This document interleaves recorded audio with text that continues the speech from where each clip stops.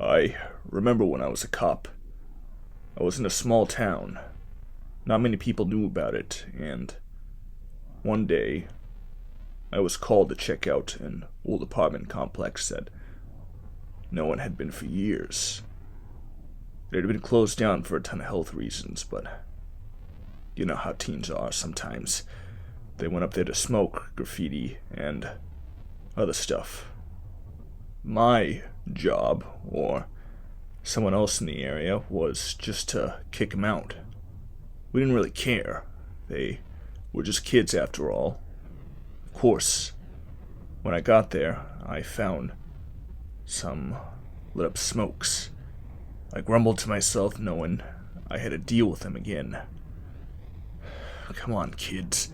I have other things to do. Just leave. I looked around with my flashlight, not seeing anyone. I sighed and continued deeper into the complex, walking upstairs. I could hear someone moving upstairs. The closer I got to the noise, the more I heard grunting, wheezing. Someone was in pain. I hurried up the stairs, looking through the empty apartments, and one of them held a man in a chair. At least,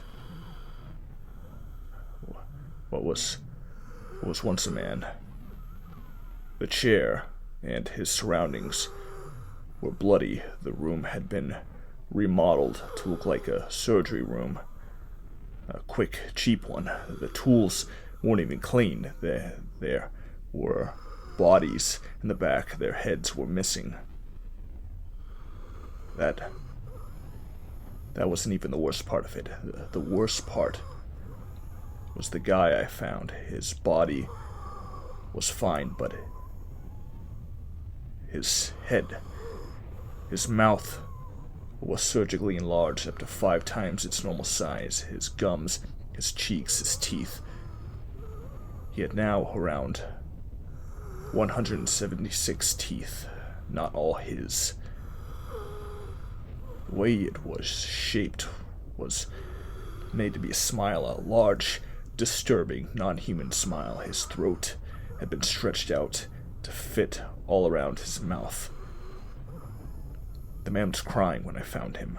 I fell back, thinking to take my gun out. What else could I have done?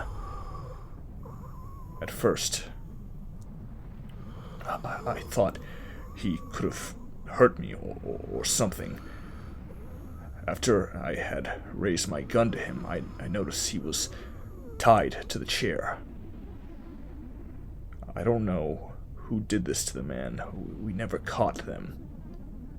I'd called backup, and they found the man dead at arrival, shot on sight by me.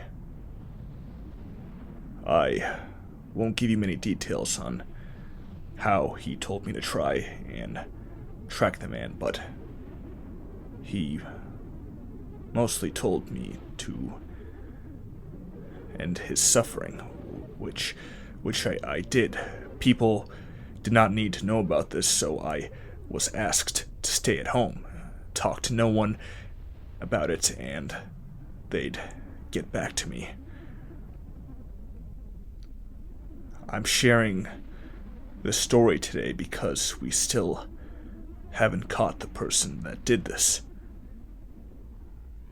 It's been years since this happened, and I just can't live with the thought of no one knowing this person is still alive. I hope not.